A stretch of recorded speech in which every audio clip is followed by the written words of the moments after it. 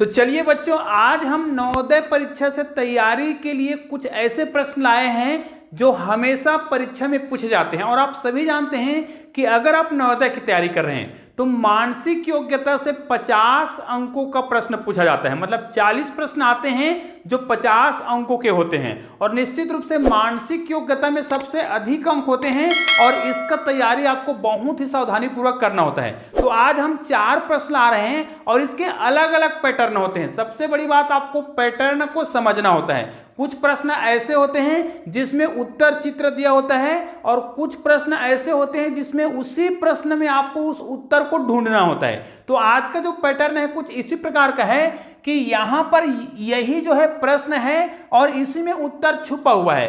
अब इसमें उत्तर कैसा छुपा होगा, तो प्रश्न में निर्देश लिखा होता है। तो इस प्रश्न को मैं आपको पढ़ के बता देता हूं कि इस प्रश्न में क्या कहा गया है। जो 4 चित्र आपको दिए गए हैं उन चित्रों में जो सबसे अलग है, जो भिन्न है, उसको छांट के लिखना है और वही आपका उत्तर होगा।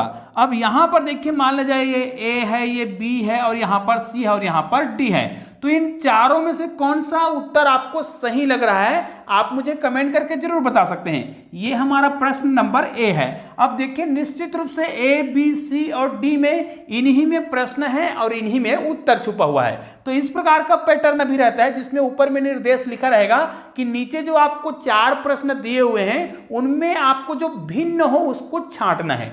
अब देखिए, यहां पर भिन्न है, अलग है, उसको मुझे छांटना है। तो हमें क्या करना है, सभी चित्रों को बहुत ही सावधानी पूर्वक देखना होता है। जैसे इसमें देखिए, याद रखिए, बाहर में जो आपको वर्ग दिखाई दे रहा है उससे मतलब नहीं होता है। हमारा उत्तर वाला जो पार्ट होता है वो अंदर में होता है। तो यहां पर देखिए एक गोला दिखाई दे रहा है, उसके अंदर में एक और छोटा सा गोला है और यहीं से आपको एक रेखा दिखाई दे रहा है जिसमें बाहर में तीर का निशान दिखाई दे रहा है।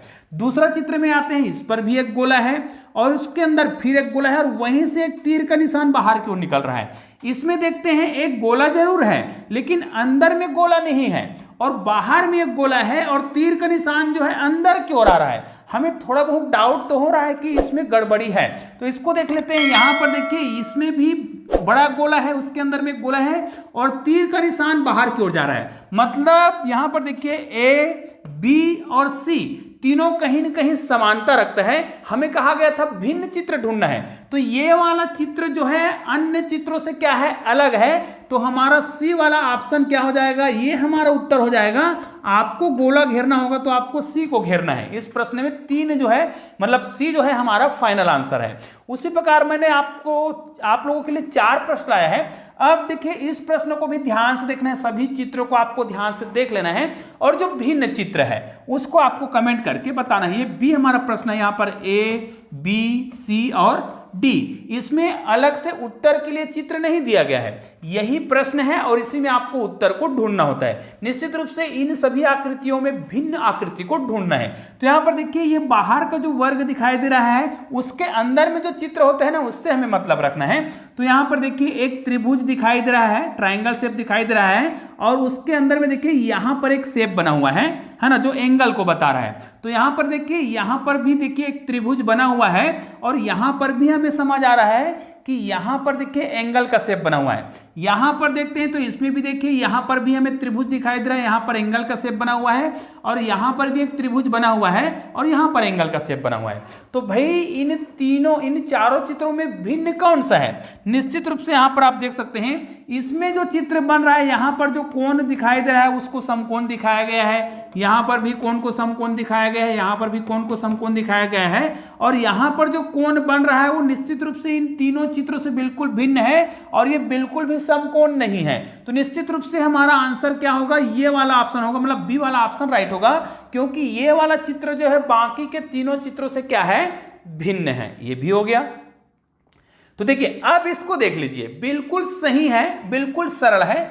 इन 3 चित्रों में आपको जो अलग लग रहा है उसको आप देख सकते हैं। ये देखिए यहां पर लिखा है KIT, देखिए ए है, ये बी है, ये सी है और ये क्या है, डी है। ये हमारा ऑप्शन प्रश्न नंबर ABC है, प्रश्न नंबर सी है, समझो। अब देखिए यहां पर देखिए भिन्न चित्र हमको ढूंढना है।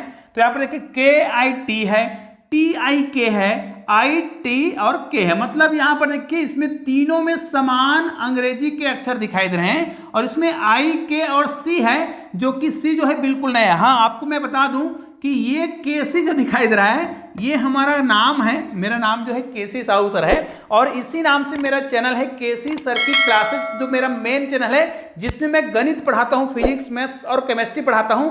उस चैनल को आपने नहीं देखा होगा ना, तो उसको जरूर जाके सब्सक्राइब करिए। उसमें गणित को बहुत ही सरल तरीके से बताया जाता है और इस चैनल में मैं छोटे बच्चों के, छोटे छोटे बच्चे होते हैं उनके लिए इस प्रकार के ट्रिक वाले वीडियो बनाते रहता हूं।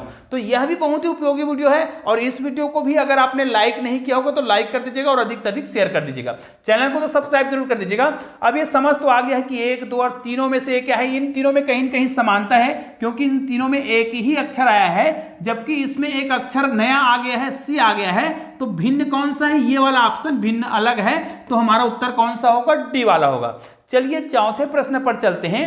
तो इस प्रकार के प्रश्न हमेशा नवोदय में पूछे जाते हैं और ये मानसिक योग्यता के आपको 40 प्रश्न बनाने होते हैं जिसमें 50 अंक आपको मिल सकता है। ठीक है।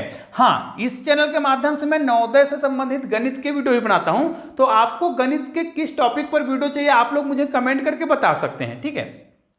यहां पर देखिए बाहर वाले वर्ग को भूल जाइए, अंदर में जो चित्र दिखाई दे रहा है उसी चित्र से हमें मतलब रहता है। मैंने आपको कई बार बताया है। तो यहां पर भी आपको क्या करना है, ये हमारा प्रश्न नंबर डी है जिसमें आपको A, B, C और D 4 ऑप्शन दिए हुए हैं। ठीक है, 4 ऑप्शन दिए हुए हैं। इन 4 ऑप्शन में कौन सा ऑप्शन हमारा सही ऑप्शन है आपको कमेंट करके बताना था। तो यहां पर देखिए सबसे पहले आपको क्या करना है, यहां पर देखिए अंदर में एक चतुर्भुज दिखाई दे रहा है। ये देखिए चतुर्भुज दिखाई दे रहा है और इसमें एक रेखा काट रहा है, तिरछा रेखा काट रहा है और यहां पर एक कट लगा हुआ है। ठीक है, यहां पर देखते हैं यहां पर भी एक चतुर्भुज दिखाई दे रहा है और यहां पर भी एक तिरछा रेखा काट रहा है और यहां पर भी कट लगा हुआ है। ठीक है, मतलब बाहरी भुजा में कट लगा हुआ है।